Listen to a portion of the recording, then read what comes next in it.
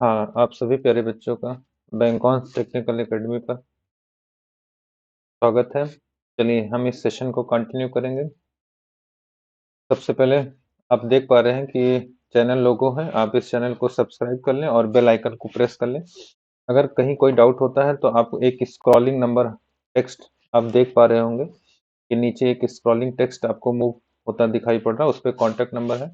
आप किसी भी डाउट्स को लेके, इवन आप बैचेस को लेके या आप क्लासेस को कैसे हम फाइंड करें, इसके रिगार्डिंग आप हमें व्हाट्सअप कर सकते हो, कॉल कर सकते हो।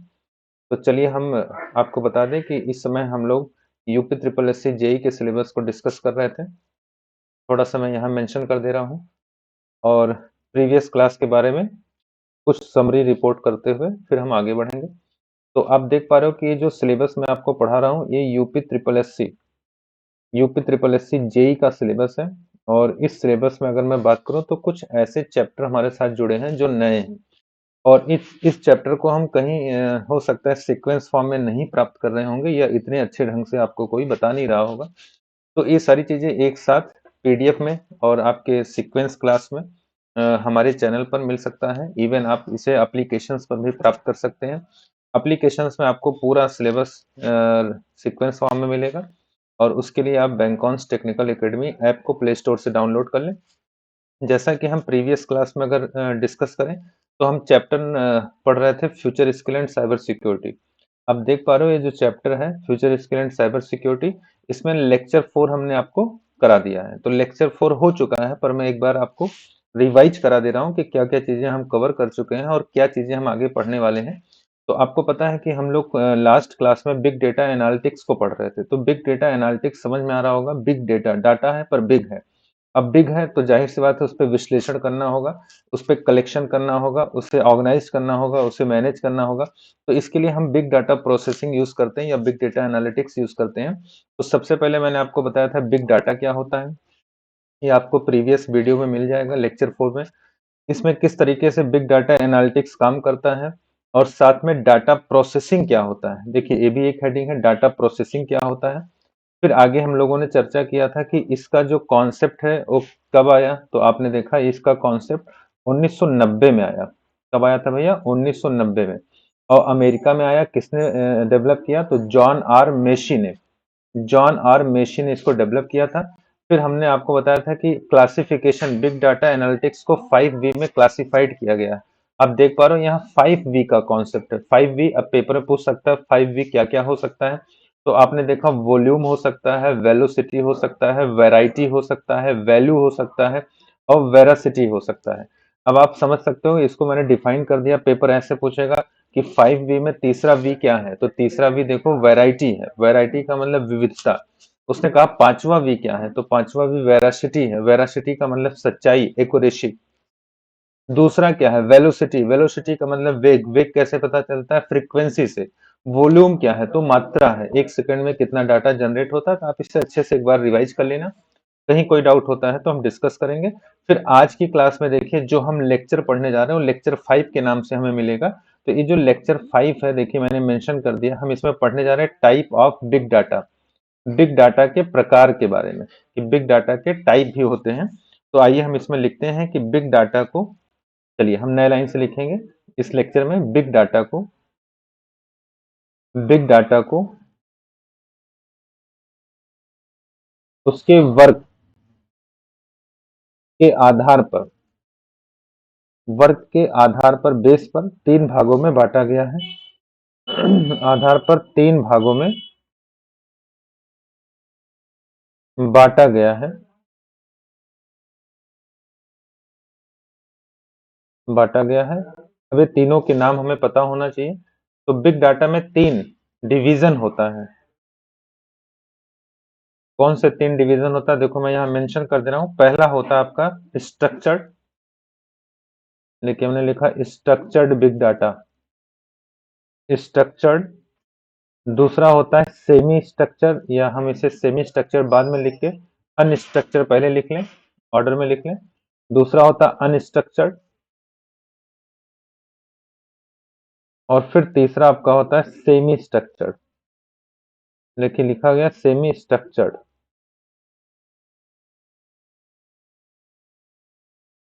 इनके बारे में एक-एक लाइन हम लिखेंगे, बहुत ज़्यादा डेप्थ में ना चल के बस एक-एक लाइन पढ़ेंगे। पहला होता है स्ट्रक्चर्ड बिग डाटा। चलिए स्ट्रक्चर्ड बिग डाटा, ये हेडिंग मेंशन करेंगे। क्या होता है स्ट्रक्चर्ड बिग डाटा? ये आपके एग्जाम में किस तरीके से पूछेगा और कैसे हमें डिफाइन करना है, ये हम लोग यहाँ पे नोट डाउन करेंगे। जो डाटा एक ही पैटर्न को फॉलो करे, देखिए जो डाटा एक ही पैटर्न को एक ही पैटर्न को एक ही पैटर्न को फॉलो करता है नए लाइन से,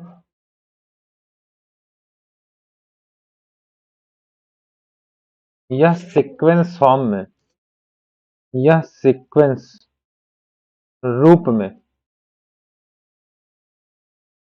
डाटा को होल्ड करता है, होल्ड या स्टोर्ड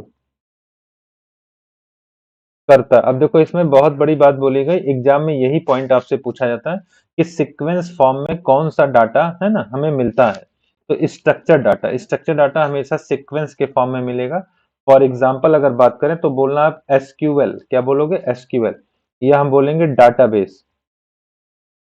तो जो एसक्यूएल होगा या डाटाबेस होगा, ये आपको हमेशा स्ट्रक्चर डाटाबेस में बताना है। अब नेक्स्ट पॉइंट हम मेंशन करते हैं। चलो नेक्स्ट पॉइंट हमारा क्या होने वाला है? अनस्ट्रक्चर्ड। देखो स्ट्रक्चर्ड था तो इसी का रिवर्स है, विपरीत है, इसे हम बोलते हैं अनस्ट्रक्चर्ड बिग डाटा।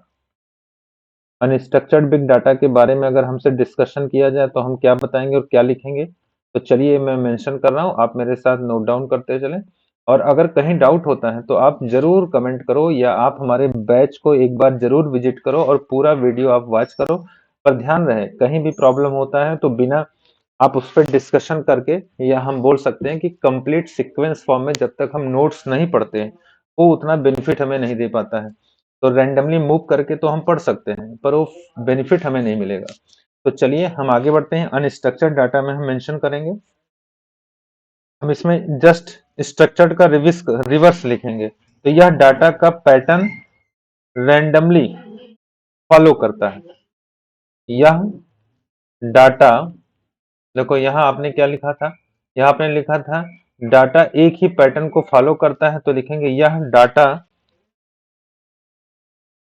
का पैटर्न रैंडमली, डाटा का जो पैटर्न है, डाटा का पैटर्न रैंडमली होता है, रैंडमली होता है। यह डाटा का पैटर्न रैंडमली रखता है या होता है। फिर नए लाइन से लिखेंगे कोई सीक्वेंस नहीं होता है। इसमें रैंडमली है तो सीक्वेंस तो होगा नहीं, कोई सीक्वेंस कोई सीक्वेंस नहीं होता है। अब इसमें कोई सीक्वेंस नहीं होता, इसका एग्जांपल अगर देखा जाए तो आप लिखना एक्सएमएल। क्या लिखेंगे? एक्सएमएल। एक्सएमएल का पूरा नाम होता है extensible markup language, markup language, ठीक है ना। तीसरा पॉइंट हम आते हैं। चलो तीसरा पॉइंट हम लोग लिखेंगे, यहां मेंशन करेंगे semi structured big data. Semi structured,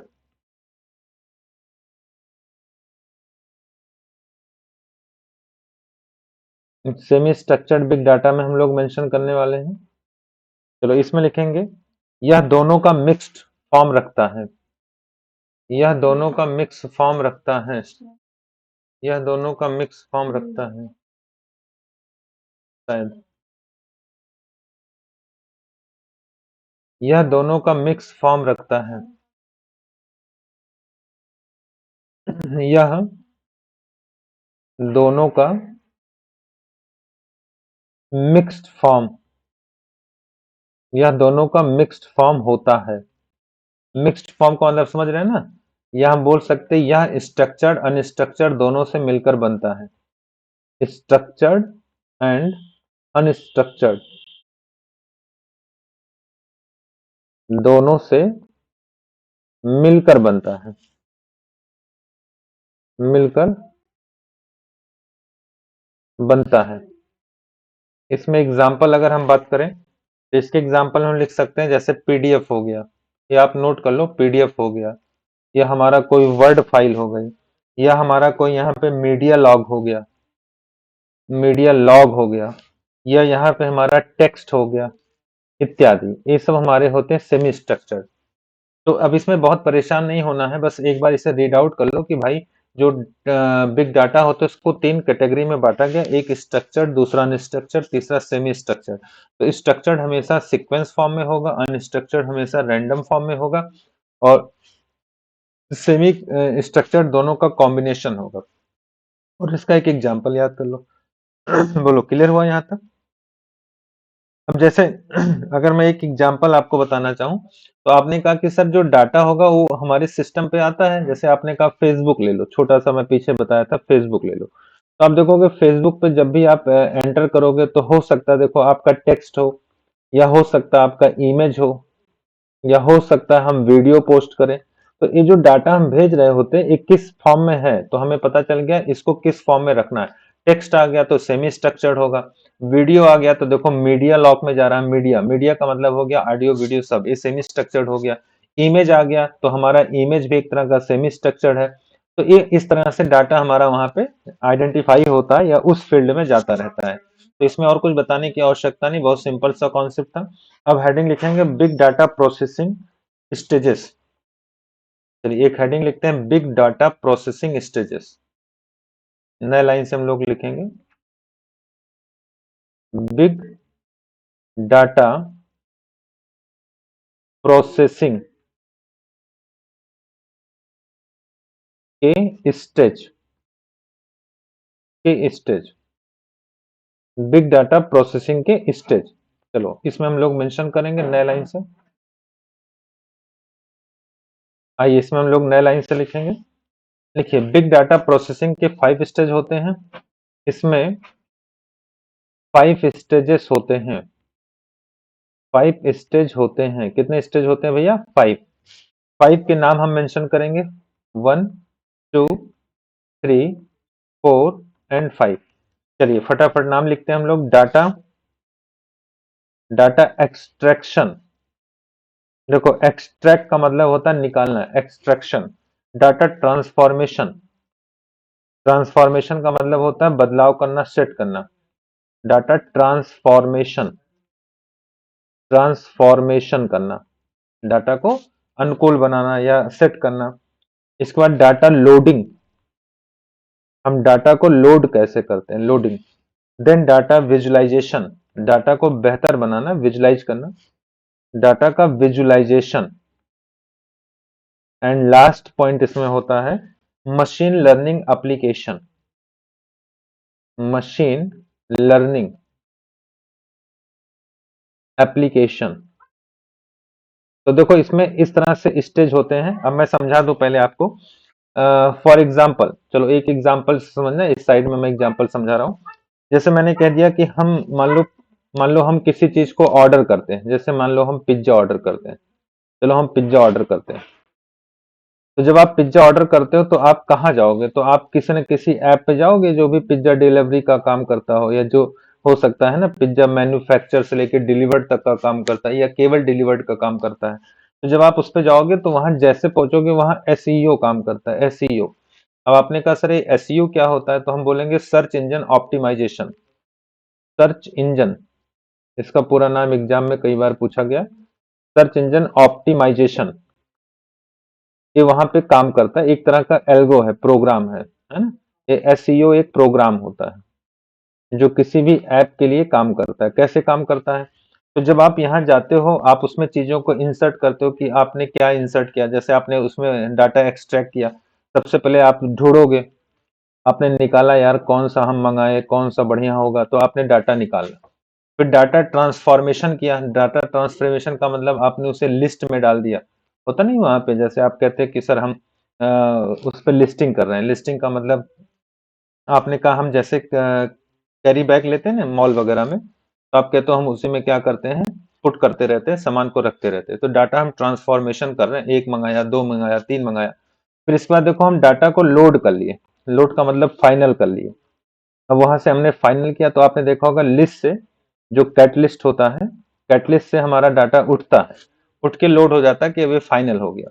फिर एक बार डाटा हम विजुलाइज करते हैं। डाटा विजुलाइज का मतलब हो गया कि हम डाटा है ना एक बार देख लेते हैं कि कितनी क्वांटिटी में है, क्या है, कैसे है, और फाइनली हम मशीन लर्निंग एप्लीकेशन पर प्रोसेस हो जाता है। दैट्स मीन पेमेंट कर देते हैं। तो देखो जो प्रोसेसिंग है, जो प्रोसेसिंग है वो इन पांचों ऑपरेशन से होके गुजरता है।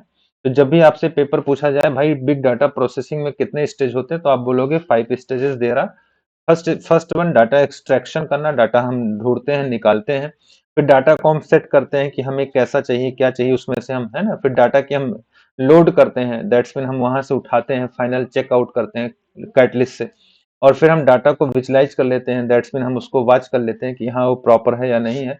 और फाइनल हम मशीन लर्निंग एप्लीकेशन पर प्रोसेस कर देते हैं, दैट्स मीन पेमेंट कर देते हैं। तो ये 5 स्टेज होते हैं। आपने इस तरीके से इसको समझा है और ये एग्जाम में पूछा जाता है तो इजिली हम बता सकते हैं। चलो नेक्स्ट हेडिंग लिखते हैं। नेक्स्ट हेडिंग हमारा होगा बिग डाटा टूल्स। छोटा सा पॉइंट है, ये जितने पॉइंट्स मैं आपको बताता चल रहा हूँ इसका एक अच्छे से नोट्स बनाना, और ये जो पीडीएफ मैं मेंशन कर रहा हूँ ये आपको टेलीग्राम चैनल पर मिल जाएगा। तो टेलीग्राम चैनल इसी नाम से है और नीचे स्क्रॉलिंग हो रहा है, आप वहां जाके ज्वाइन कर लो जिससे आपको पीडीएफ मिल जाए। तो देखो टूल्स का मतलब समझ रहे हो, कुछ नहीं, यहाँ पे टूल का मतलब एक तरह से हम बोल सकते हैं एप्लीकेशंस। ऐसे लिख लो एप्लीकेशंस या कमांड्स,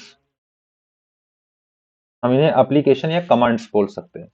कैसे, आपने कहा सर हम आपको पढ़ाते हैं तो हमें टूल्स चाहिए, दैट्स मीन हमें यहाँ पे एक स्मार्ट बोर्ड चाहिए या हमें एक कैमरा चाहिए, माइक चाहिए, तभी तो हम आपको पढ़ा पा रहे हैं। तो ये सब टूल्स होते हैं। भाई आप किसी भी फंक्शंस को कर रहे हैं, किसी काम को कर, आप स्टूडेंट हो पढ़ रहे हो तो आपको एक बुक चाहिए, एटलीस्ट कॉपी चाहिए, पेन चाहिए, तो ये टूल्स हैं आपके, है ना। बिना टूल्स के हम पॉसिबल नहीं है उस काम में को इन्वॉल्व या उसको डन कर पाए, एग्जीक्यूट कर पाए। तो आपने कहा सर बिग डाटा टूल्स में क्या है, तो हम बोलेंगे सर इसमें 6 इंपॉर्टेंट टूल्स होते हैं। एग्जामिनेशन में इसे भी पूछा जाता है तो हम बोल सकते हैं, चलो लिख लेते हैं हम लोग। लिखेंगे big data analytics. Big data analytics को एग्जीक्यूट करने के लिए, को एग्जीक्यूट करने के लिए टूल्स यूज होते हैं। टूल्स यूज्ड होते हैं जिनकी संख्या 6 है। कितने प्रकार के टूल्स हैं? 6, मेनली 6 होते हैं। आप इसको एक बार कंसंट्रेट होके देखना। मैं नाम लिखता चल रहा हूँ, ये पेपर के एग्जामिनेशन में काफी बार पुटअप हुआ है, एग्जामाइन किया गया है। नाम सुनते चलना। अपाचे स्पार्क, देखो ये नाम उसका अपाचे, इसको बस आप याद करके रखना, अपाचे स्पार्क। नंबर 2 होता है हडूप। हडूप कई बार पूछा, टिक लगा लो। ऐसे पूछ लिया हडूप क्या है, तो Hadoop is the tools of big data analytics. Hadoop क्या है? थर्ड वन अल्टा,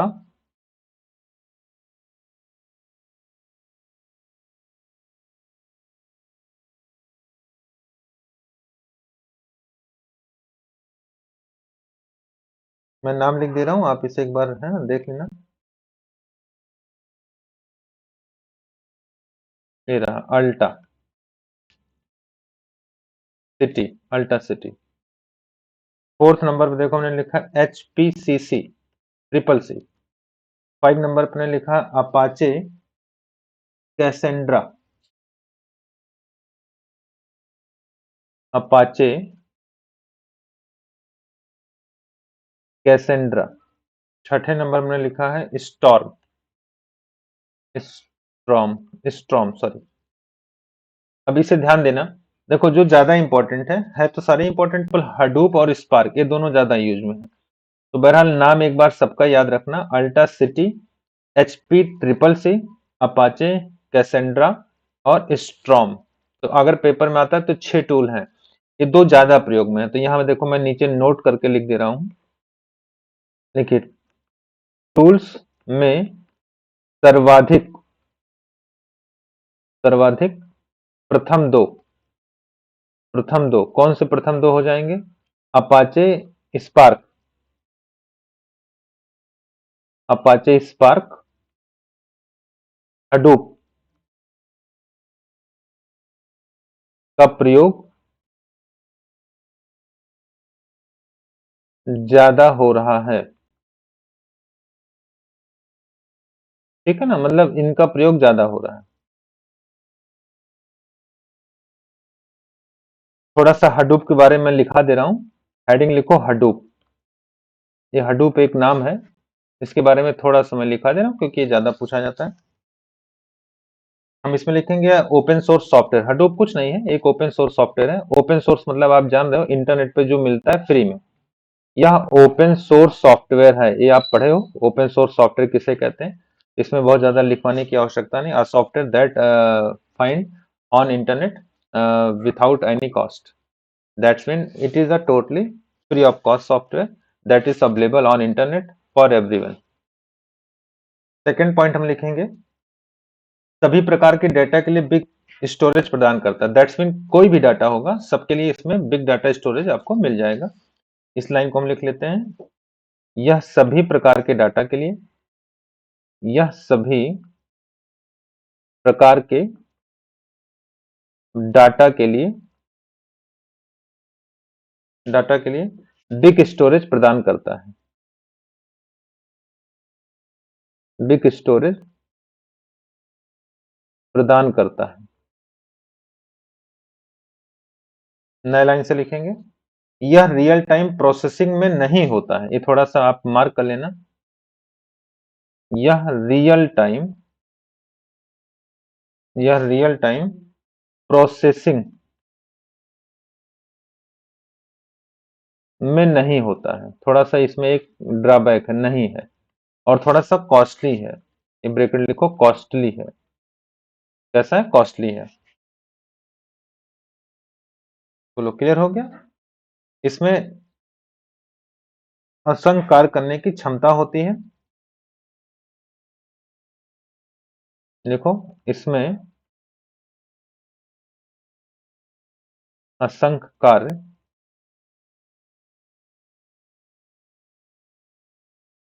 करने की क्षमता है।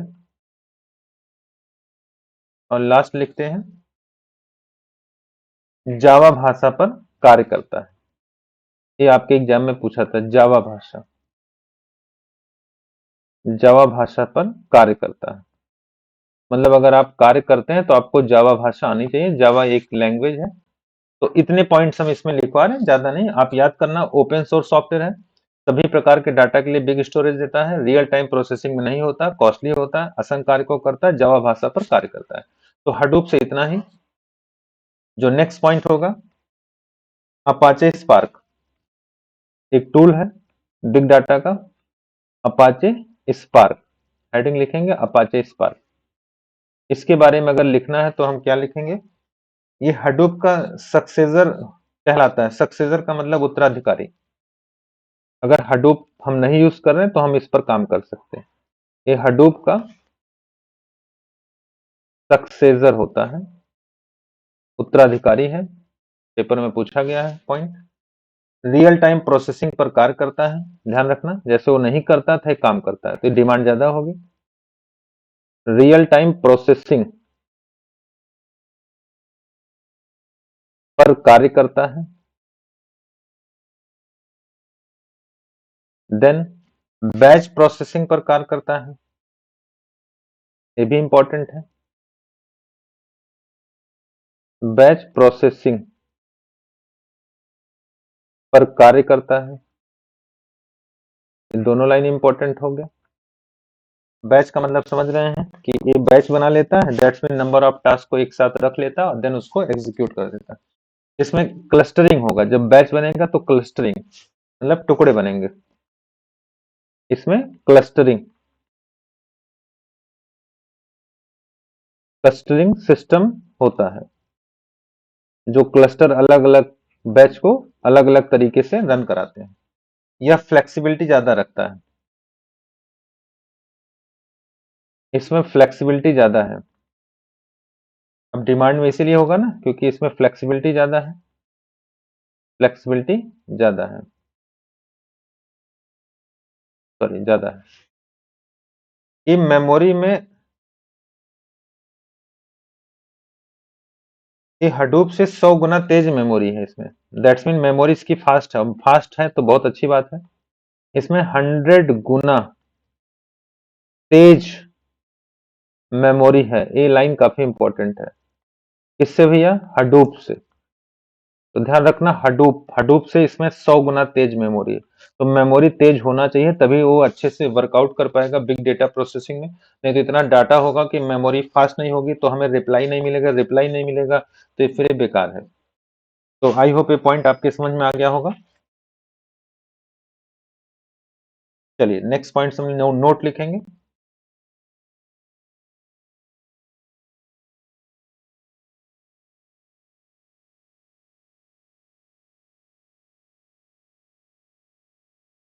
चलिए एक छोटा सा नोट लिख लेते हैं, फिर हम आगे नेक्स्ट हेडिंग पे चलेंगे।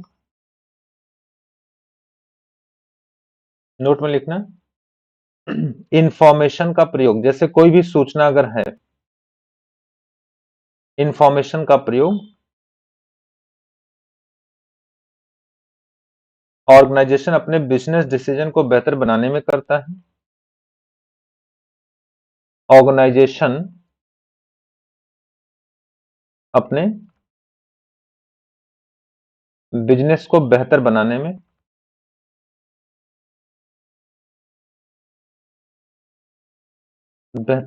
में करता है।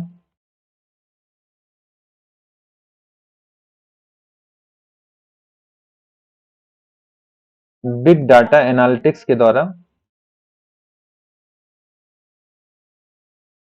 बिग डेटा एनालिटिक्स के द्वारा जो डाटा साइंटिस्ट होते हैं, डाटा साइंटिस्ट और जो प्रिडिक्टिव मॉडलर्स होते हैं, और प्रिडिक्टिव प्रिडिक्टिव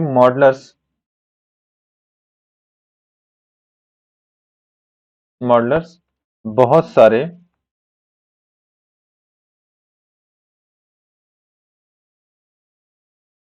सोर्सेस में से डाटा को एनालाइज करते हैं, डाटा को एनालाइज करते हैं। समझ गए ना मेरी बात को? आपसे कहा गया सर जो बिग डाटा एनालिटिक्स होता है उसके माध्यम से जो डाटा साइंटिस्ट होते हैं या प्रिडिक्टिव मॉडलर्स होते हैं जो प्रिडिक्ट करते हैं, है ना, अनुमान लगाते हैं, तो वो बहुत सारे सोर्स में से डाटा को एनालाइज करते रहते हैं। दैट्स मीन क्या बेटर है, क्या हमारे लिए और बेहतर हो सकता है, मार्केट ट्रेंड्स क्या चल रहा है, कस्टमर का परफॉर्मेंस किस पे ज्यादा है, डिमांड किस पे ज्यादा है। तो ऐसे डाटा को क्या करते हैं, एनालाइज करते हैं, और उससे हमारी ऑर्गेनाइजेशन को या हमारे बिजनेस डिसीजन को बेहतर बनाने में मदद मिलता है। तो आई होप ये पॉइंट समझ में आ गया होगा।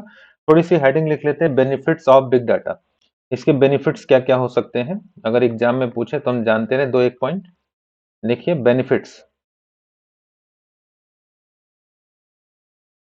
Benefits of big data. Big data के क्या क्या बेनिफिट्स हो सकते हैं, वही इंपॉर्टेंट बेनिफिट्स मैं लिखवा रहा हूं जो जरूरी है।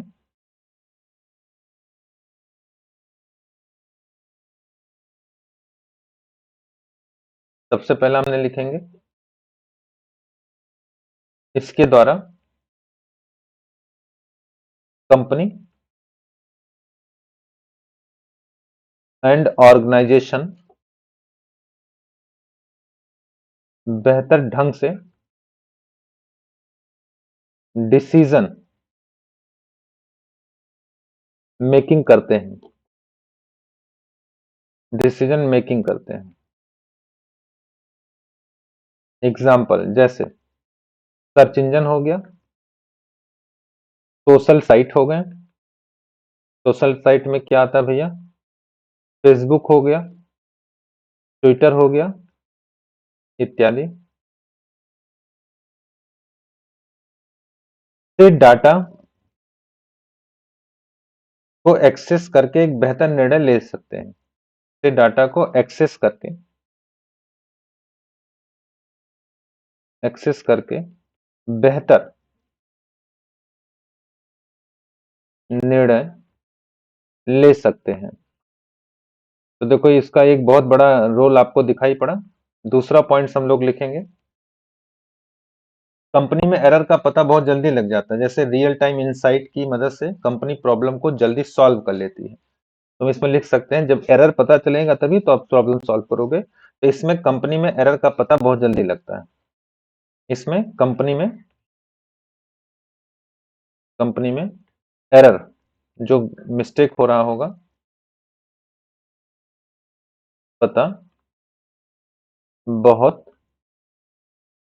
जल्दी लग जाता है। और जब पता हमें चल जाएगा तो हम रियल टाइम मतलब उसी दौरान इंसाइट करके, देखकर, रियल टाइम इंसाइट्स की मदद से, की हेल्प से प्रॉब्लम को जल्दी सॉल्व कर लेते हैं, जल्दी सॉल्व करते हैं। ये बेनिफिट्स आपको समझ में आया। देन थर्ड बेनिफिट्स हम लिखेंगे, कस्टमर सर्विस बेहतर होती है। कस्टमर सर्विस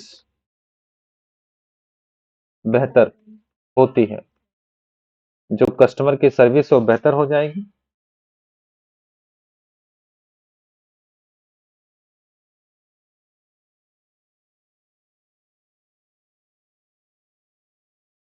जैसे जैसे कोई कस्टमर, ऐसे सुन लो मैं बोल दे रहा हूँ, जब कोई कंपनी कस्टमर के यूज किए जाने वाले प्रोडक्ट को मॉनिटर करते रहते हैं, जैसे मान लो हमारा प्रोडक्ट कोई यूज कर रहा है, हम उसको मॉनिटर कर रहे हैं, तो आने वाले किसी भी फेल्योर के लिए हम तैयार रहते हैं।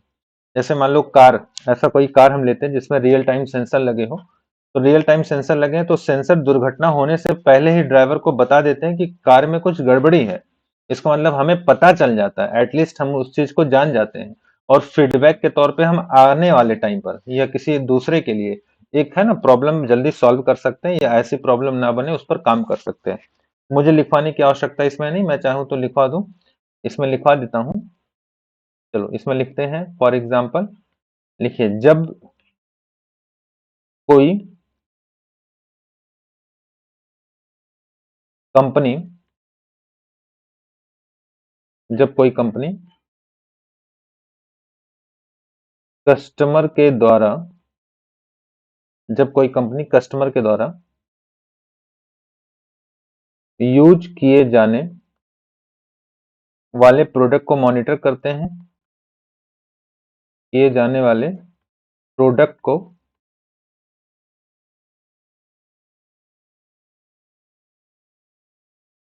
मॉनिटर करती हैं,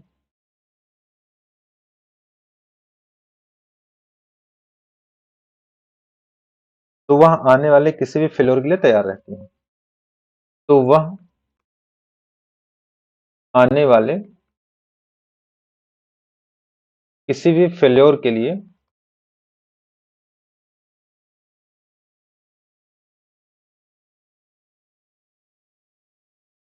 तैयार रहती हैं। बोलो क्लियर हो गया। फिर इसके बाद चौथा है, देखो कॉस्ट सेविंग। इससे हमारी कॉस्ट सेविंग होती है। इससे हमारी क्या होती है? Cost saving. कॉस्ट सेविंग का मतलब समझ रहे हैं ना? बिग डाटा के टूल्स को इम्प्लीमेंट करने में तो कॉस्ट बहुत ज्यादा लगता है, परंतु ये टूल्स बहुत सारा पैसा बचाते रहते हैं। एक कंपनी के लाभ के लिए बहुत ज्यादा हेल्पफुल होता है, और इसमें बड़े अमाउंट के डाटा को स्टोर कर सकते हैं। और ये टूल्स बिजनेस करने के लिए प्रभावी तरीके भी आइडेंटिफाई करते हैं। तो ये थोड़ा सा हमें नॉलेज हो गया। तो कॉस्ट सेविंग कर लेते हैं।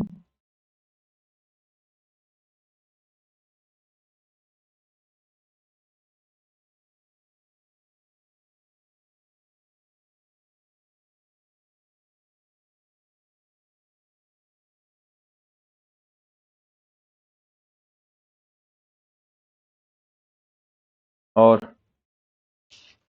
तो चलिए फिर इसके आगे कंटिन्यू करते हैं कल की क्लास में।